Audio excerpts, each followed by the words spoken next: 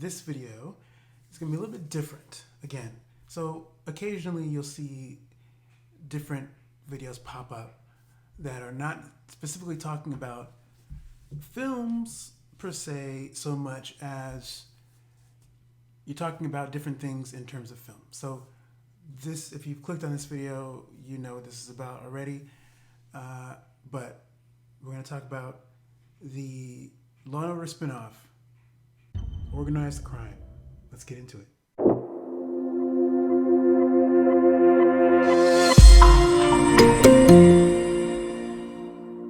So if you've watched this channel for any length of time, you may have heard me mention Law & Order once or twice in some of these videos.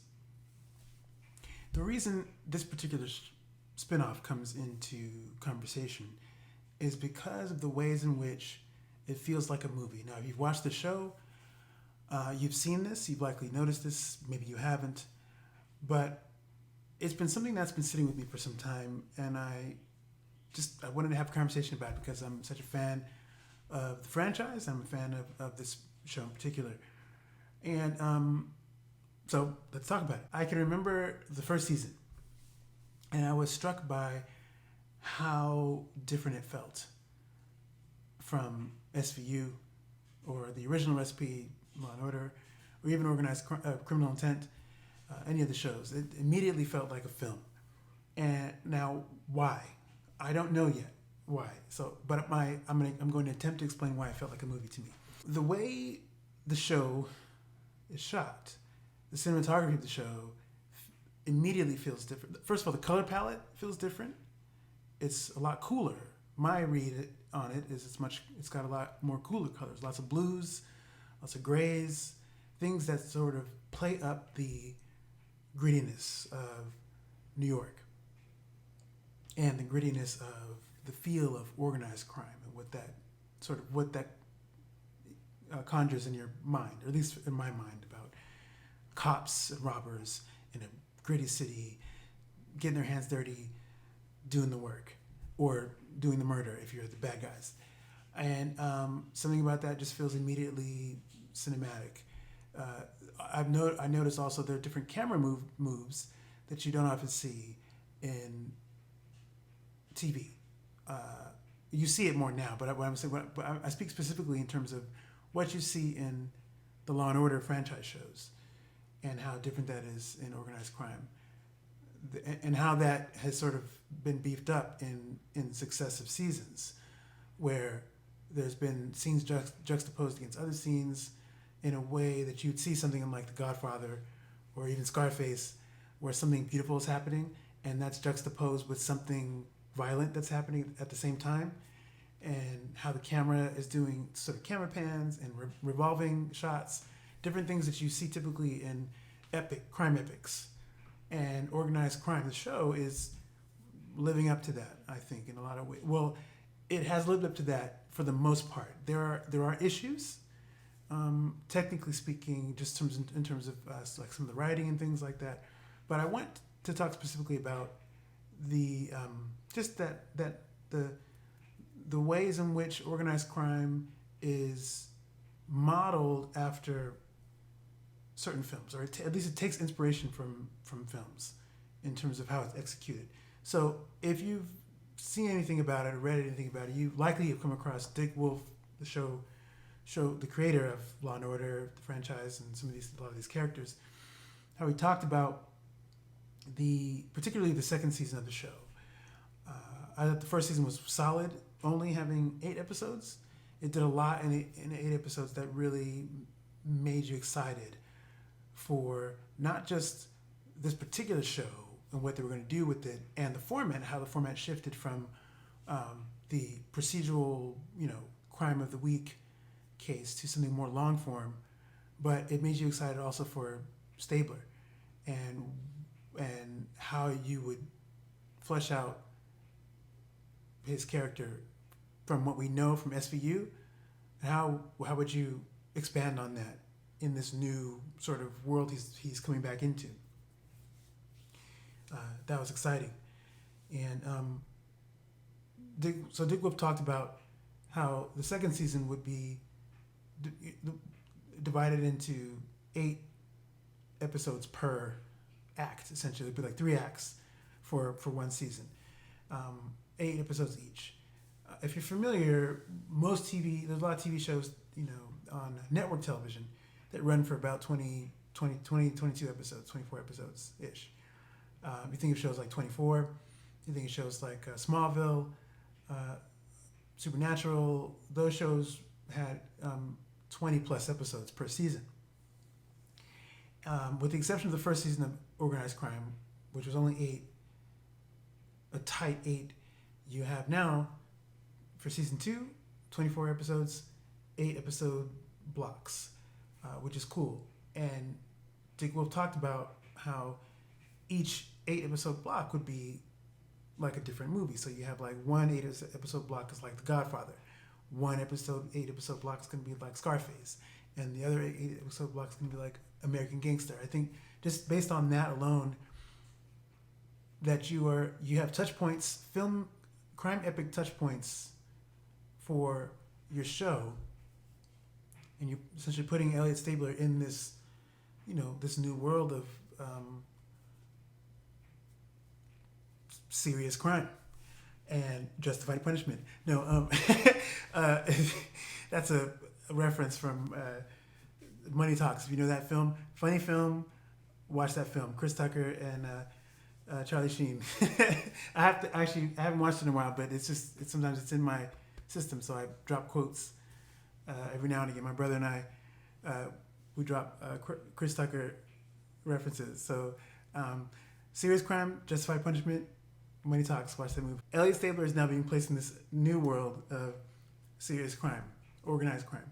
And I think it's kind of cool that the show was approached like crime epics, like a crime epic. Hey, this is going to be Godfather, this is going to be Scarface. And I think just based on, you see that in certain episodes. Like I talked about the juxtaposition of certain scenes and how they do that. You see that in, like Godfather, one of the Godfather scenes. Maybe there's a wedding and then somebody's going to get shot at the same time. Like, it's going to be heck serious. Organized crime definitely plays that up. It leans into the crime epic as a genre. And so a lot like, if you, it's a lot like the Western, for instance. Western TV shows back in the day, and how they sort of leaned heavily into the tropes that were there. I think similarly, Organized Crime as a show is a lot like that. It's set in a city where this stuff is more, the crime is much more covert, and in a lot of ways, Elliot is like a sheriff. He's a sheriff, and he's trying to sort of maintain law and order in the city, the concrete jungle, and so it's a Western, and sort of but spiritually takes after the crime epic, and that's pretty cool. It's a major difference from what you see particularly if you're watching the shows like I do. I watch the shows weekly, and it's interesting to watch the 3 shows back to back, leading into one another. So you start with Law and Order, and then you go to SVU, and then you go to Organized Crime. So you can see the difference even between just from show to show, how different Organized Crime feels. And it automatically feels a little bit more expansive than what you see in SVU or the original show. It has a feel of that. Now, never mind, it's covering the same length of time. It's just 1 hour of television, but something about it feels more expansive in the ways it approaches its narratives. And I think some of that has to do with the fact that it's a long form situation, a lot like what you get in some of the streaming shows. You have some of the same characters you're seeing every week, and they're dealing with mostly the same villains, and it's sort of a long way to it's sort of a long journey for them to complete whatever the arcs are over the course of 16 episodes, 24 episodes. And there's something cool about that immediately that sets itself apart from the formulaic setup of the other shows. The other thing about it that feels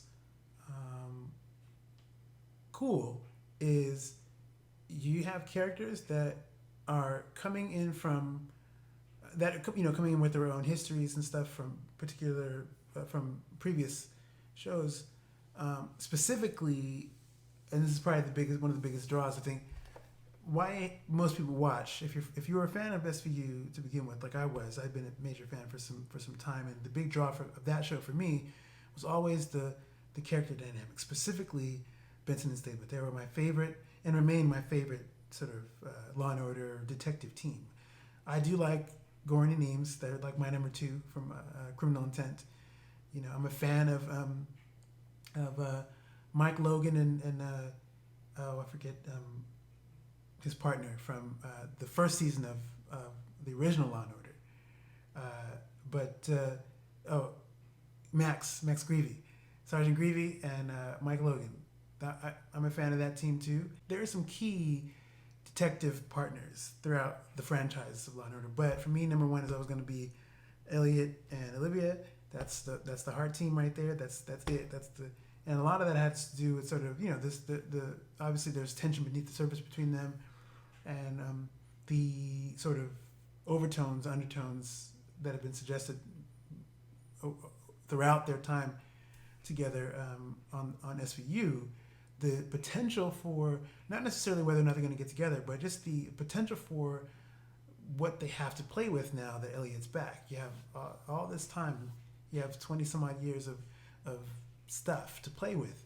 And although it sucked how he left SVU, that he's back now, it's a lot of, the potential of it is fun.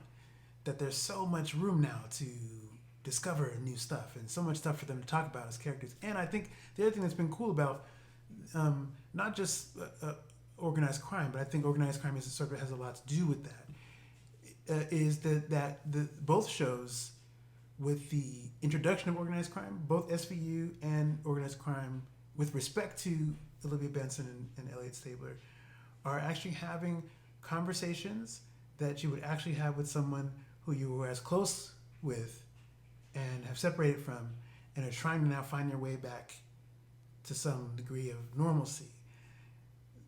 The things you would say to that person that you were separated from, you would actually say in real life. I think the way the writers have been handling it mostly strongly, and that's the, it sucks when you want more crossover stuff. It's nice that they're keeping them apart a little bit for, and trying to find sort of, they're trying to find specific and pointed ways to bring them together, so I can appreciate them not just throwing them together just because Stabler's back. They're being thoughtful about the ways in which they do crossovers, and that's really cool. Although I will say there have been some episodes of Organized Crime, particularly where it seemed like a shoe-in for crossover stuff, crossover material. Like we have certain characters like, well, why isn't Olivia here? For instance, there's an episode of the show that also feels like a movie. This is the other thing that's cool about this show. Even if the entire show doesn't feel like a film, there are certain scenes that feel very cinematic in terms of how they shot TV. In a lot of cases, a lot of close-ups, and Organized Crime is no exception to this.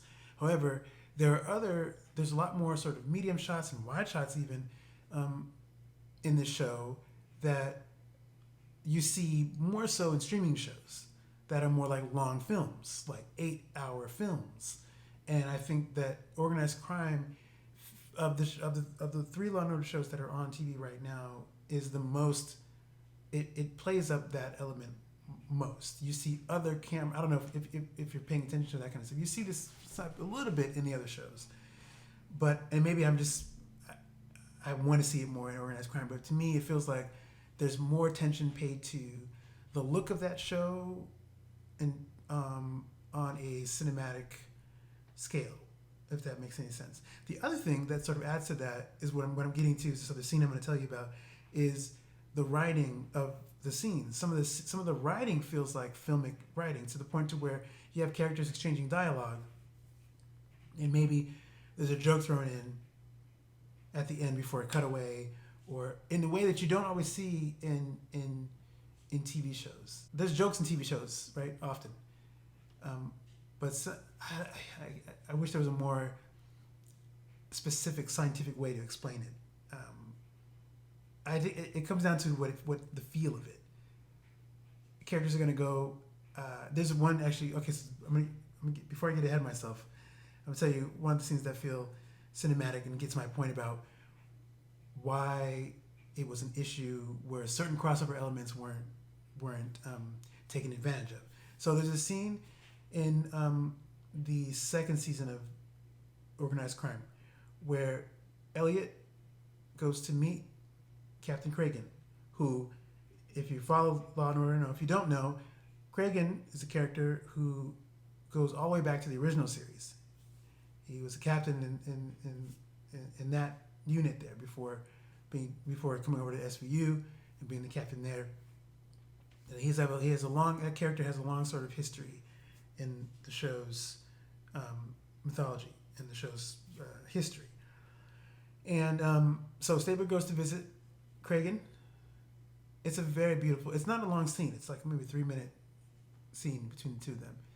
And it feels like something you'd see in a film. There's sufficient space, I think, given that you don't always, because TV is a tighter time frame, right? Films, you have 2 hours.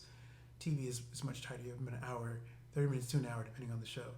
And but this scene, for some reason, it's a short scene, but it feels expansive. And I think this comes down to how it was edited, how it was acted, the look and feel of it, the blocking, the lighting of it feel a lot like, it doesn't feel like a show. It feels like I'm watching something that's bigger than that. And yet the scene is so intimate, and it's such a beautiful scene between Elliot and his former captain, who's another father figure to him. Now you see Cragen in this episode. In the following episode, I believe, Elliot is being awarded an award, like the cross that was awarded to his father. Now, and everybody's there. Cragen's not there. I think Cragen is there. Cragen shows up, but why is Olivia doesn't show up? That's weird. Why she's been showing up in other episodes? Why not that? Now you could make the case that Olivia was working. She's an SVU captain, so she would have been busy. But you don't think she could have taken time out to just pop in real quick and say, "Hey, yo, what's up?" Like she knew he was getting the award, right? I'm sure she knew. That's maybe I don't know. I don't know why, but I feel like that's weird that she wasn't there. She should have been there. You found ways to do crossover episodes in other ways. That's an easy one. So anyway, that's one example where that was an issue, I think, with how the writers structured that, or how it worked out. For whatever reason, didn't work out. The other thing that's a problem, I think, is some of the writing choices. There's another issue, sort of at the end of that same season, season 2. Elliot has a partnership with an old friend who was a cop, and both their parents were partners. Both their dads were partners previously. And so Elliot has this good buddy cop who is obviously, he was on the wrong side of the law. He's doing some shady stuff. And the way that ends is not, this is one thing I want to talk about for some time, because I don't know that, I think they had it built up so well and it wasn't handled properly. When it came time to sort of close the arc, it was rushed. I think it should have been a much tighter situation. You could have had like another half of a following episode to sort of devote to the end of that, and do it in a way that doesn't feel like a cop-out. I'm not going to spoil what happens, but should you decide to watch it. But Organized Crime Season 2, the last 8 episodes, you have Dennis Leary, he's the main person of that last 8 episode arc. So Dennis Leary, if you're curious, check out that last Organized Crime for that. But anyway, I think ultimately, Organized Crime is a fun show. I like the ways in which it feels like a movie, which is what it made me want to talk about it on this channel. That's mostly about movies and movie-related stuff. It's on a break right now, and I think this is the perfect time to sort of talk about it before it comes back. I think, I don't know, now we have another 2 weeks, week and a half. Maybe I think next week it'll come back. But in any case, it's a fun show, and you're curious. If you're curious, check out Law & Order watch SVU because it's a good show. But also watch Organized Crime because Organized Crime is tight. But even if you're not a fan of Organized Crime, there's actually some good acting taking place in that show too. Like Chris Meloni, I'm surprised he doesn't have an Emmy yet. I don't know if he has an Emmy, which is a travesty. I feel like, Mariska Hargitay has an Emmy, but she deserved. Mariska Hargitay is a gangster, so she needs another one. Frankly, one Emmy is it's not enough. She needs another Emmy. But Chris is just as good. I think he's a fantastic actor, and particularly in this show, I haven't seen too many. I've seen him in Wet Hot American Summer, which a review for which is coming. He's funny in that. I like his range. I've seen pieces of him in Oz, pieces of him in Happy, just to see he's so versatile as an actor, and it's fun to see him do different stuff too. Slipping back into the shoes of Elliot Stabler, it's fun to see. And I think he, particularly in that first season, those first 8 episodes I think he did some really good work, and I was upset he wasn't nominated for an Emmy for that season. Now, there was probably some rules against that because the season was so short, but he did some great acting. And I think if you watch it all, you watch for Chris Meloni because he's very good. Anyway, I think that's it for this video.